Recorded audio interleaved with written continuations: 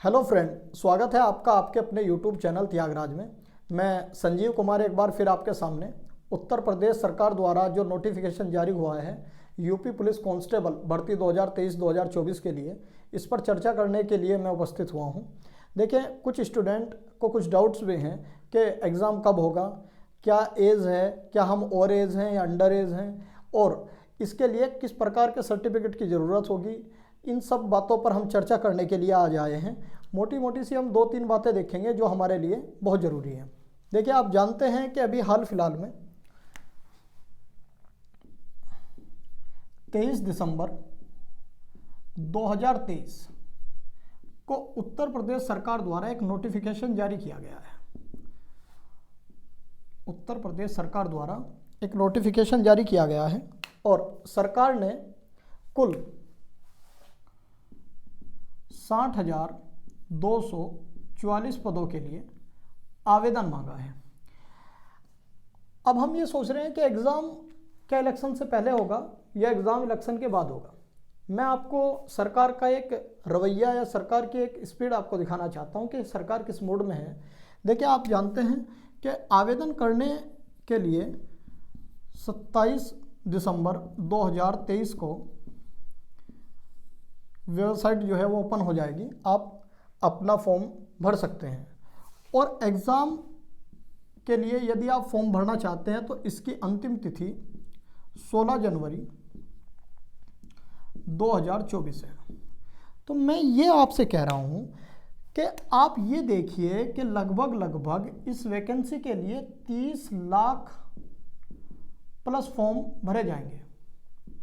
30 लाख लगभग लमसम मानते हैं हम 30 लाख, और 30 लाख फॉर्म यदि भरे जा रहे हैं तो उनके लिए सरकार केवल और केवल, यानी कि 5 दिन ये हैं 27 से 31 तक और 16 ये हैं, तो 21 दिन का ही टाइम दे रही है।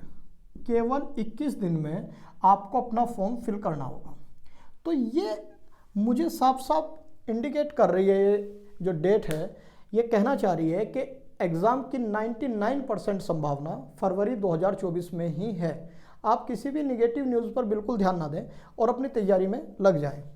देखिए, आप अभी कुछ बच्चे ऐसे भी हैं जिनके सामने ये प्रश्न बहुत बड़ा है कि हाल फिलहाल में जो एसएससी जीडी की वैकेंसी थी, एसएससी जीडी की जो वैकेंसी थी वो भी अभी आई है, और एसएससी जीडी की जो वैकेंसी है वो लगभग 26,000 वैकेंसी है। और यही हम देखते हैं कि यूपी पुलिस कांस्टेबल है,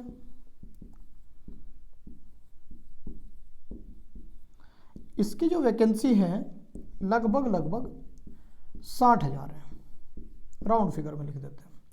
तो 60,000 वैकेंसी एक तरफ है और लगभग 26,000 वैकेंसी एक तरफ है, और इन 26,000 वैकेंसी में लगभग ओवरऑल पूरा इंडिया इनमें क्या कर रहा है, पार्टिसिपेट कर रहा है। यानी कि पूरे भारत के मेनली 4-5 राज्य ऐसे हैं जिनमें हम ज़्यादातर देखते हैं, यूपी है, राजस्थान है, मध्य प्रदेश है, बिहार है। ये यहाँ हमें यहाँ के स्टूडेंट फाइट करते हुए दिखाई देते हैं। जबकि अगर हम देख लें 60,000 वैकेंसी के लिए अदर स्टेट का केवल और केवल 5% कोटा है, और वो भी जर्नल कैंडिडेट का जो वैकेंसीज का जो एरिया है उसमें वो पार्टिसिपेट करेगा। तो यूपी के लिए आपको ज़्यादा मेहनत करनी चाहिए, क्योंकि एसएससी जीडी के एग्ज़ाम की भी तिथि लमसम ही है, मैं बता देता हूँ, लगभग फरवरी 2024 है, और इसकी भी लगभग यही कहा जा रहा है कि फरवरी 2024 में एग्ज़ाम करा लिया जाएगा। तो अगर आप संशय में हैं एसएससी जीडी और यूपी पुलिस के एग्ज़ाम को लेकर, तो निश्चित तौर पर अपना मन या अपना माइंड सेट करें और उत्तर प्रदेश कांस्टेबल में आप लग जाएं। यही एग्ज़ाम आपको निश्चित तौर पर सफलता बहुत जल्दी दिला सकता है। इसके बाद मैं आपसे ये भी बात कर लेना चाहता हूँ कि जैसे ये वैकेंसीज हम देख रहे हैं, तो आपको मैं याद दिलाना चाह रहा हूँ कि लगभग 49,000 vacancy last time UP police में आई थी, और यूपी पुलिस में इस वैकेंसी में लगभग 18,000 पीएससी के जवान थे, यानी कि सिविल पुलिस की जो वैकेंसीज थी वो लगभग आप मान लीजिए कि 31,000 के आसपास थी। यानी कि केवल 31,000 सिविल पुलिस की वैकेंसीज उस टाइम पर थी। मैं यहाँ लिख देता हूँ 31,000। और इस बार जो आप 60,000 देख रहे हैं ये टोटल ही सिविल पुलिस की वैकेंसी है। यानी कि अगर सिविल पुलिस से ही कंपेयर करें तो जितने लास्ट टाइम सिविल पुलिस की वैकेंसी थी उसकी 2 गुना वैकेंसी हम देख रहे हैं। आप समझ रहे हैं? तो सिविल पुलिस में जाने का जो सपना है जिन स्टूडेंट्स का वो इससे पूरा होता है।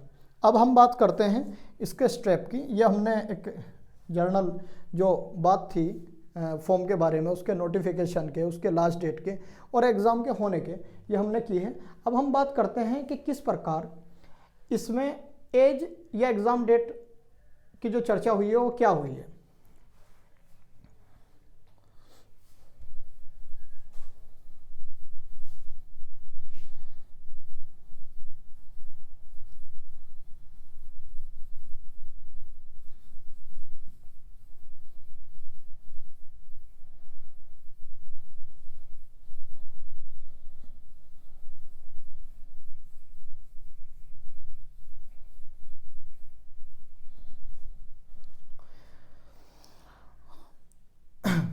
अब हम बात करते हैं एग्ज़ाम के लिए क्या डेट हो सकती है। तो जब डेट की बात करते हैं तो डेट में 99% ये संभावना है कि एग्ज़ाम जो है फेब लास्ट तक, यानी कि लगभग 20 फरवरी 2024 के आसपास एग्ज़ाम करा लिया जाएगा। और ये भी संभावना है कि इसका जो रिज़ल्ट होगा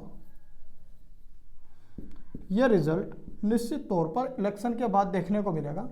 मतलब हो सकता है कि जैसा वैकेंसी ज़्यादा है तो हो सकता है कि अक्टूबर 2024 तक ये वैकेंसी फाइनल हो।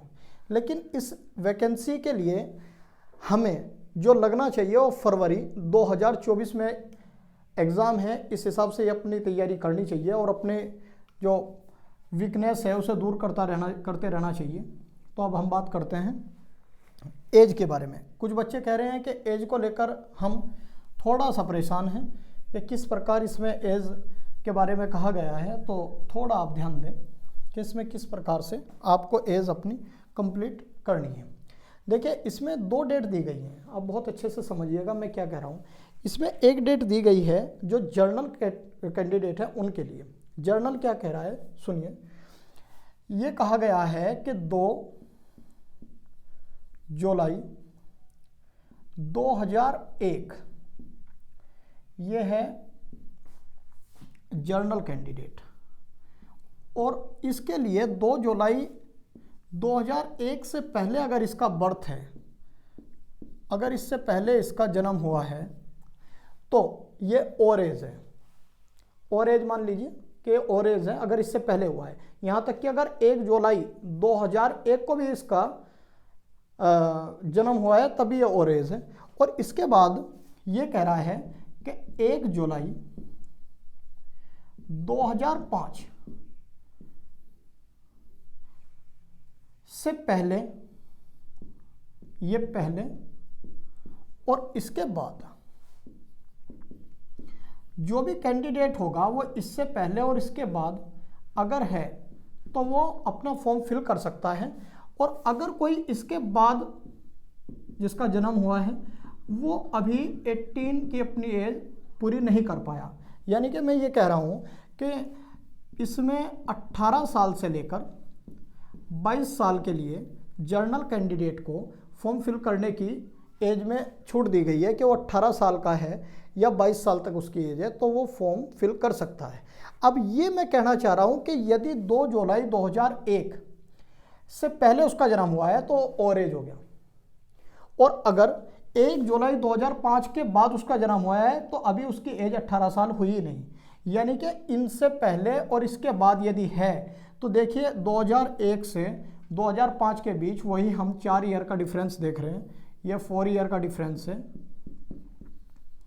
और ये भी 4 ईयर का डिफरेंस है, 18 से 22। ये आप समझ लें, ये जर्नल कैंडिडेट और बॉयज़ के लिए, लड़कों के लिए ये एज फैक्ट है, इसके अकॉर्डिंग वो फॉर्म भरेंगे। अब मैं बात करता हूँ इसमें 5 साल के रिलैक्सेशन का, यानी कि 2 जुलाई 2000 तो नहीं बात करेंगे हम, 2 जुलाई 1996, यानी कि 5 साल हमने कम कर दिए। ठीक है, ये जो एज है ध्यान दीजिएगा, ये एज ओबीसी, एससी और एसटी के लिए है। और फिर एक डेट दी गई है, ये डेट है 1 जुलाई 2005। अब देखिए 5 साल का रिलैक्सेशन इसमें मिलता है एससी एसटी ओबीसी को। ये कह रहे हैं मैंने 5 साल कम कर दिया, जैसे ही आप देखेंगे तो 1996 से 2001 तक जो डिफरेंस है वो 5 ईयर का है। और इस 5 साल के एज के डिफरेंस में ये कहते हैं कि यदि एससी एसटी और ओबीसी का कोई स्टूडेंट इससे पहले जन्म ले चुका है तो वो भी और एज हो गया। जिसका जन्म 1 जुलाई 1996 है वो भी और एज है। बात समझ रहे हैं, इससे चाहे एक ही दिन पहले है, या मई या जनवरी या फरवरी, कुछ भी 1996 में अगर हम देख रहे हैं, इससे पहले का अगर कोई भी है तो और एज है। और अगर 1 जुलाई 2005 के बाद उसका जन्म हुआ है तो वो भी फॉर्म फिल नहीं कर सकता, यानी कि उसकी एज अभी नहीं हुई है। तो ये जो रिलैक्सेशन मिला है, इस रिलैक्सेशन में आप ध्यान दीजिए कि 1996 से लेकर 2005 तक 5 साल का ये डिफरेंस मिला है, यानी कि ये कैंडिडेट इसके बाद इनका जन्म हुआ हो और इससे पहले इनका जन्म हुआ हो, इसके बाद इनका जन्म हुआ हो और इससे पहले इनका जन्म हुआ हो। बात समझ रहे हैं, तभी वो ये फॉर्म फिल कर सकता है। यानी कि हम ये मान सकते हैं कि इन्हें जो रिलैक्सेशन मिला है वो 5 साल और ज़्यादा मिला है, यानी कि 27 तक पहुंच जाएगा। 27 तक कैसे पहुंच रहा है? ये ऐसे पहुंच रहा है कि 4 साल ये हैं और 5 ये हैं, तो 4 और 5 9। बात समझ रहे हैं, तो 18 के बाद अगर आप देखेंगे तो 27 साल का डिफरेंस है, यानी कि यहाँ हम देख रहे हैं 18 से 22। और जैसे ही हम इसमें 18 में ये ऐड कर देते हैं 5 और 4, तो हमें ये आइडिया हो जाता है कि 27 साल तक भी ये फॉर्म फिल कर सकता है। लेकिन यदि 27 साल की एज को उसने क्रॉस कर लिया तो ये फॉर्म फिल करना उसके लिए मुश्किल हो जाएगा।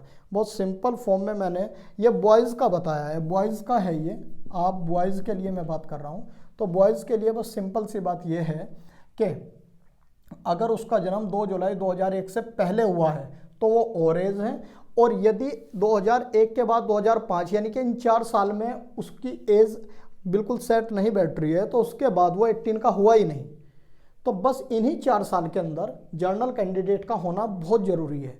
ओबीसी एससी और एसटी के लिए ये कहा गया है कि इस जर्नल से 5 साल कम कर लीजिए, यानी कि 1996 में 2 जुलाई से 1996 से अगर पहले हुआ है, मैंने अभी बताया भी यदि 1 जुलाई 1996 में भी हुआ है तब भी वो और एज है, एक दिन से और एज है। बात समझ रहे हैं।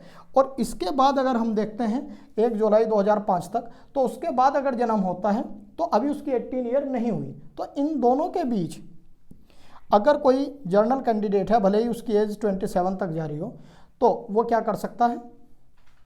फॉर्म फिल कर सकता है। तो ये आपके लिए था। अब मैं बात करता हूँ गर्ल्स के लिए। गर्ल्स के लिए मैं बात करता हूँ, इसे मैं मिटा देता हूँ गर्ल्स।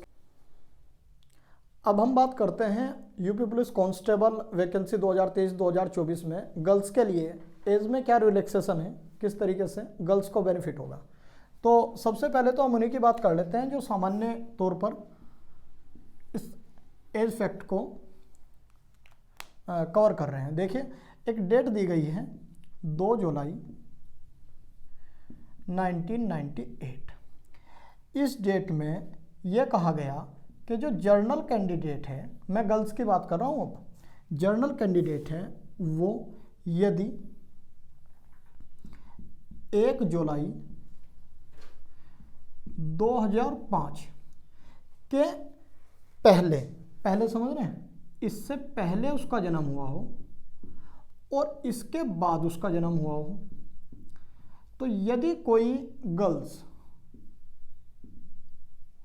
ऐसी है जिसका जन्म, जो जर्नल कैंडिडेट है, वो यदि 2 जुलाई 1998 के बाद उसका जन्म हुआ हो या 1 जुलाई 2005 से पहले उसका जन्म हुआ हो, तो वो उस क्राइटेरिया को पूरा करती है। लेकिन यदि इससे पहले, और पहले कुछ भी हो सकता है, फॉर एग्जांपल मैं पहले में 1 जुलाई 1998 ले लेता हूँ, तो एक दिन के लिए, एक दिन और एज है, केवल एक दिन और एज है। यानी कि इससे पहले अगर कोई भी है, कोई भी गर्ल्स ऐसी है जिसकी डेट ऑफ बर्थ 2 जुलाई 1998 है, उससे यदि पहले किसी का जन्म हुआ है तो वो और एज है।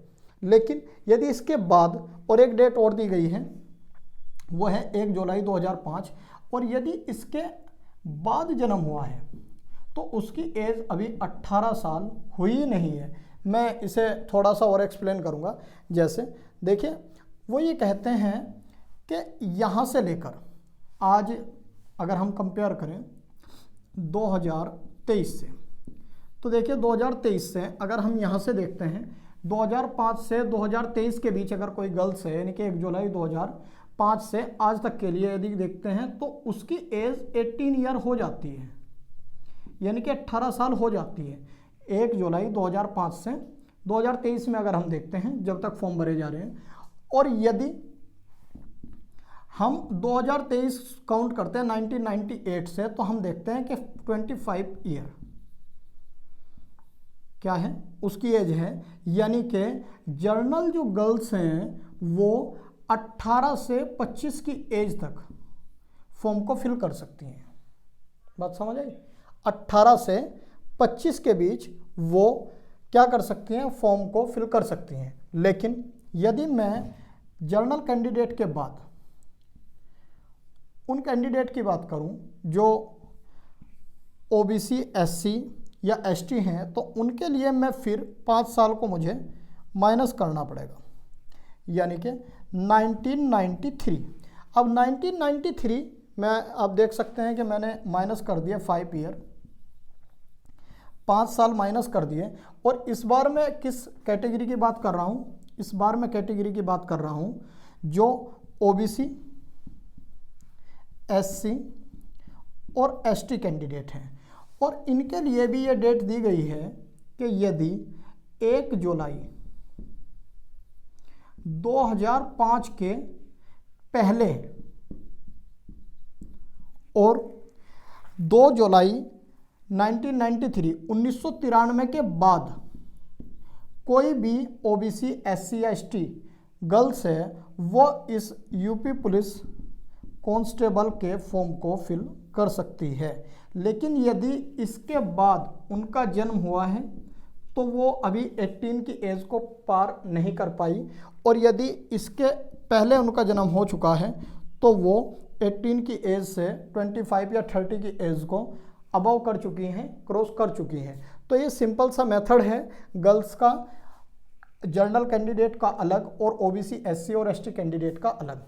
अब मैं बात करता हूँ इसके एग्ज़ाम के पैटर्न के बारे में कि एग्ज़ाम किस तरीके से होगा, उसके बारे में हम चर्चा कर लेते हैं।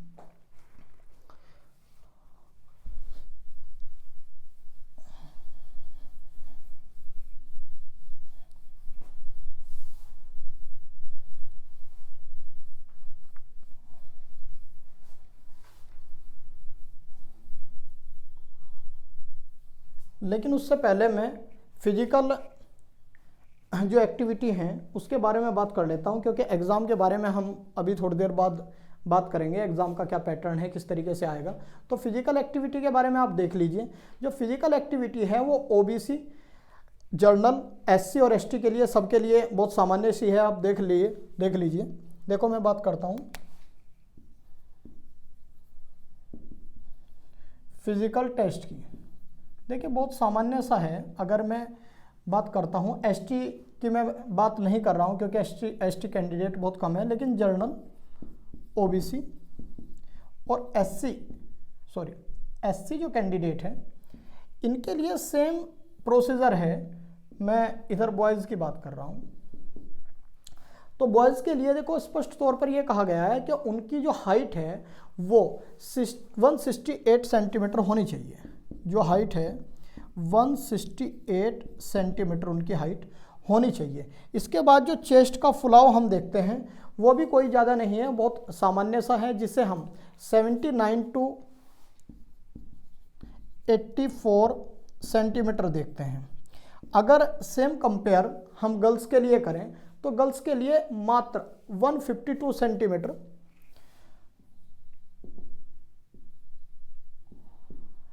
मात्र 1,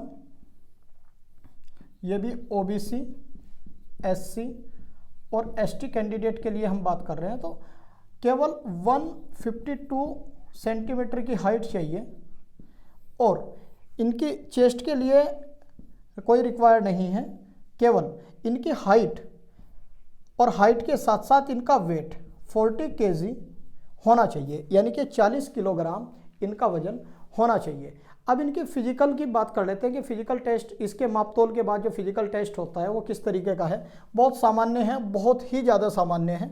अगर हम बॉयज़ की बात करते हैं और गर्ल्स की बात करते हैं तो इनमें केवल एक ही फिजिकल टेस्ट है, बहुत सिंपल सा, बहुत ही ज़्यादा सिंपल सा।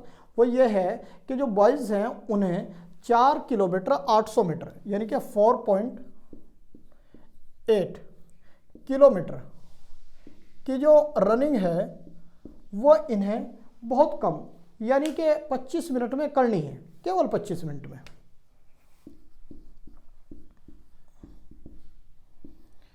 जबकि जो गर्ल्स हैं उनके लिए और आसान है, उन्हें 2.4 किलोमीटर यानी कि 2400 मीटर और केवल 14 मिनट में ये इन्हें पूरी करनी है। तो ये इसका फिजिकल टेस्ट है। 14 मिनट में गर्ल्स को 2400 मीटर दौड़ना है, जबकि बॉयज़ को 25 मिनट में 4800 मीटर दौड़ना है। इसके बाद हम बात कर लेते हैं कि कुछ सर्टिफिकेट के बारे में। सर्टिफिकेट के बारे में बात है, मैं अभी आपको बता देता हूँ।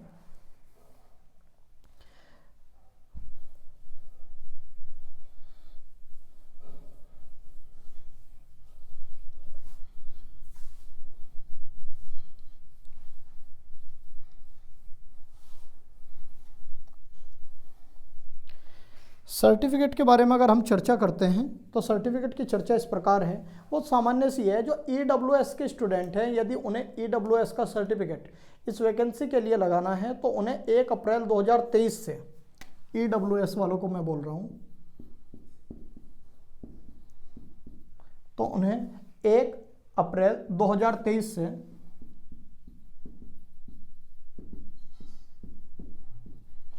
और जो लास्ट डेट है यानी कि 16 जनवरी 2024 के बीच बना हुआ होना चाहिए। EWS का सर्टिफिकेट थोड़ा सा मुश्किल रहता है बनना, लेकिन इसके लिए एक मुश्किल टाइम पीरियड इन्होंने दिया है। हालांकि ये देखकर मैं भी बहुत ज़्यादा आश्चर्यचकित हूँ कि इन्होंने जो और सर्टिफिकेट्स हम देख रहे हैं वो भी बहुत कम टाइम पीरियड यानी कि इसी टाइम पीरियड के बीच के होने अनिवार्य हैं। तो यहाँ से लेकर और जो लास्ट डेट है यानी कि 16 जनवरी 2024 के बीच, यानी कि ये यहाँ जो आप अपना कास्ट सर्टिफिकेट या डोमिसाइल या कुछ भी ऐसा सर्टिफिकेट बनाना चाहते हैं जो इस वैकेंसी के लिए ज़रूरी है, उसका भी टाइम पीरियड इन्होंने 1 अप्रैल 2023 से 16 जनवरी 2024 के बीच कहा है। हालांकि एक बात विशेष तौर पर ध्यान रखें कि ये सभी जो डॉक्यूमेंट्स हैं ये डिजी लॉकर पर अपलोड करने पड़ेंगे। आप गूगल कर लीजिएगा कि डिजी लॉकर पर किस तरीके से अपलोड होंगे, या हम भी अपने चैनल के माध्यम से आपको ये बताने की कोशिश करेंगे। एक बात और ध्यान रखें कि कई बार ऐसा होता है कि जैसे वैकेंसीज आई हैं और वैकेंसी हम देख रहे हैं कि 60,244 वैकेंसी अगर हैं तो इनका 2.5 गुना, लगभग 2.5 गुना, लगभग 1.5 लाख, लगभग 1.5 लाख जो विद्यार्थी होंगे उन्हें फिजिकल टेस्ट के लिए बुलाया जाएगा।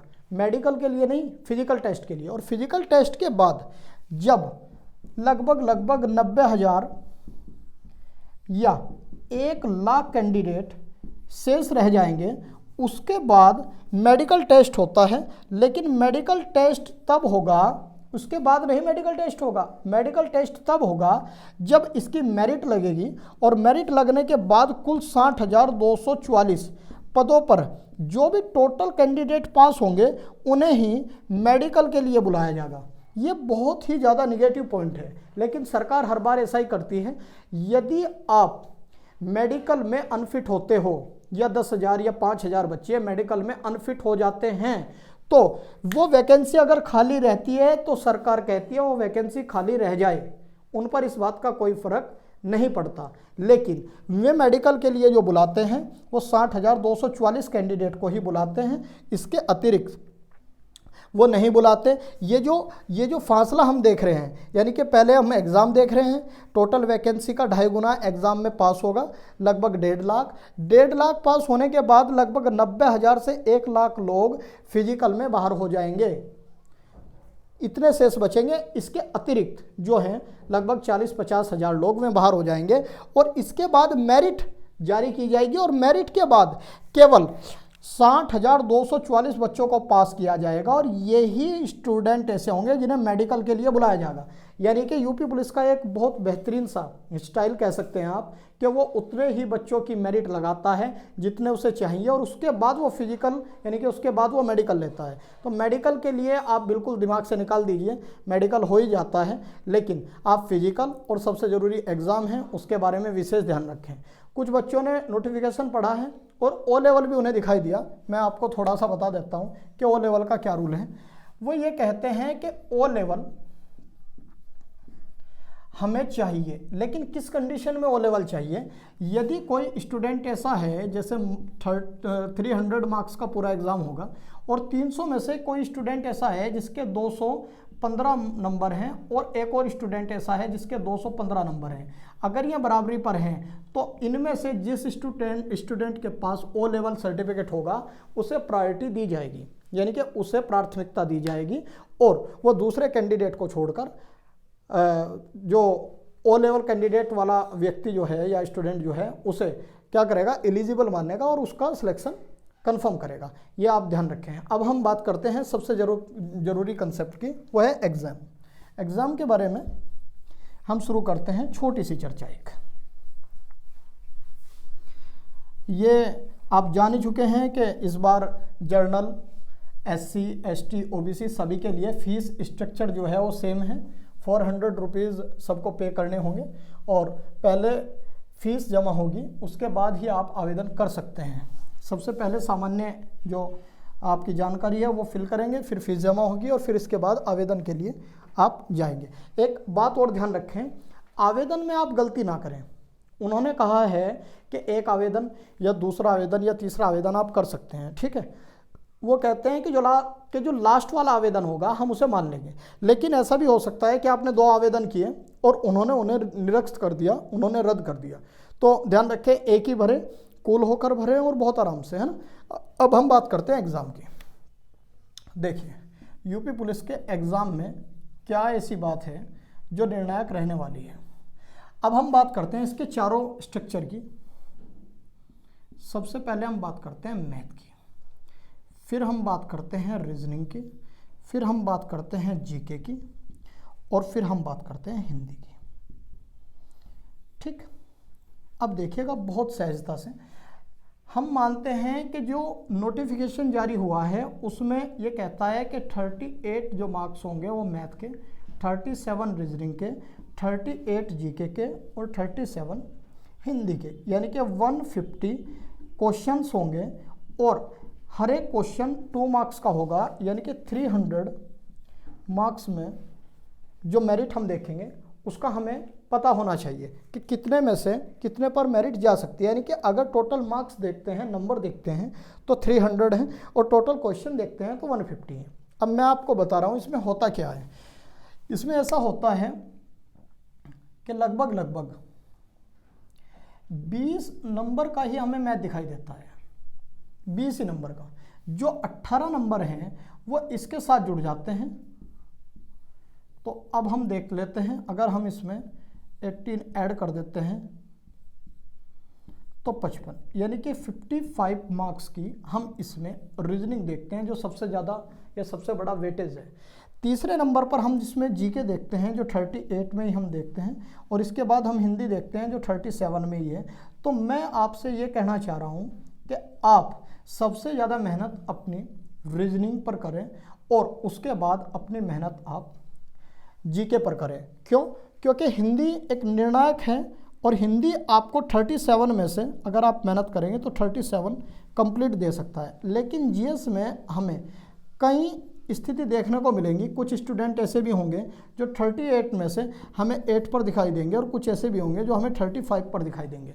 तो इसीलिए मैं आपसे कहता हूं कि आप इन एग्ज़ाम में अपनी ज़्यादा मेहनत इन 2 सेक्शन पे करें। एक और बात मैं बता रहा हूँ, स्टूडेंट की एक क्या होती है, एक इस टाइप की इमेजिनेशन रहती है कि मैं हिंदी को बेहतरीन कर लूँ, बहुत ज़्यादा बेहतरीन कर लूँ, बहुत ज़्यादा बेहतरीन कर लूँ, और बेहतरीन हो भी जाती है। क्यों? क्योंकि वो जो टफ चीज़ें होती हैं उनका सामना करने से थोड़ा सा मतलब एक तरह का हेजिटेशन उनके अंदर होता है। तो आप इस तरीके का हेजिटेशन ना रखें, सभी सब्जेक्ट को आप बराबर लेकर चलें। कहीं ऐसा ना हो कि आप 8 घंटे हिंदी पढ़ रहे हैं और 2 घंटे आप जीएस पढ़ रहे हैं। तो इसीलिए मैं आपसे कह रहा हूँ कि अगर आप 4 घंटे हिंदी पढ़ रहे हैं तो 4 घंटे जीएस पढ़ रहे हैं, बहुत बढ़िया है। कहीं ऐसा ना हो कि आप बार बार हिंदी को रिवाइज करते रहें और जीएस के सेक्शन को आप छोड़ दें। एक और बात मैं बताना चाह रहा हूँ कि इसमें 1/4 की हम क्या देखते हैं, 1/4 का हम देखते हैं निगेटिव मार्किंग जो है, यानी कि अगर हम टोटल एक क्वेश्चन 2 मार्क्स का है तो 1/4, तो हम इसे लिख देते हैं 0.5। तो ये 1/2 ना समझे आप, 1/2 तो हो ही नहीं सकती, 1/4 ही होती है ना। तो क्वेश्चंस के अकॉर्डिंग अगर देखते हैं तो कुछ और दिखते हैं, और अगर हम मार्क्स के अकॉर्डिंग देखते हैं तो फिर कुछ और। तो मैं आपसे कह रहा हूँ कि 1/4 की नेगेटिव मार्किंग आपको देखने को मिलेगी। और एक और सबसे बड़ी बात मैं इस क्लास के बीच में आपको कहना चाह रहा हूँ कि आप धैर्य रखें। देखिए, बहुत प्रकार के स्टूडेंट इस टाइम मार्केट में मेहनत कर रहे हैं, कोई कहीं जा रहा है, कोई कहीं जा रहा है, कोई ऑफलाइन पढ़ रहा है, कोई ऑनलाइन पढ़ रहा है। तो मैं आपसे कह रहा हूँ कि जब भी आपके सामने कोई प्रॉब्लम आती है तो बस ये मायने रखता है कि फर्स्ट विज़न में आप उस प्रॉब्लम को किस तरीके से फेस कर रहे हैं। कुछ स्टूडेंट ऐसे होंगे जो बोल रहे होंगे अरे भाई इन्होंने तो कुछ टाइम ही नहीं दिया, 2 महीने बाद एग्ज़ाम है। और कुछ ऐसे होंगे जो ये कह रहे होंगे कि होने दो एग्ज़ाम, सबका वही टाइम है, हम मेहनत करेंगे, हम करके दिखाएंगे। तो आपसे मैं ये बार बार कह रहा हूँ, बहुत सिंपल सा सिलेबस है, प्रैक्टिस सेट आप लगाते रहिए, बार बार प्रैक्टिस सेट लगाइए। सिर्फ ऑनलाइन पर आप डिपेंड ना रहें, ऑफलाइन जो स्टडी मटेरियल है उस पर भी आपका फोकस होना चाहिए। बराबर अपनी गलतियों में सुधार करते रहें। प्रैक्टिस सेट बार बार आपको ये बताएगा कि कौन सा सेक्शन आपका वीक है, किस सेक्शन पे आपको ज़्यादा ध्यान देना चाहिए। और इन्हीं सब बातों के साथ मैं अपनी क्लास को रोकता हूँ। आपको आने वाले एग्ज़ाम के लिए बेस्ट ऑफ लक। और त्यागराज टीम आपके लिए बहुत जल्दी एक प्लेलिस्ट जारी करने जा रही है जिसमें history, geography, polity, science, environment की एक प्लेलिस्ट होगी, जीएस के सेक्शन की एक प्लेलिस्ट हम उसमें हिंदी की रखेंगे, एक प्लेलिस्ट उसमें मैथ की होगी और एक प्लेलिस्ट उसमें रीजनिंग की होगी। तो आप ध्यान रखें कि सभी प्लेलिस्ट आपके लिए बनाई जाएंगी और वो प्लेलिस्ट त्यागराज चैनल पे आपको फ्री ऑफ कॉस्ट दी जाएंगी। आपको आपके एग्ज़ाम के लिए best of luck, best wishes. Thank you so much.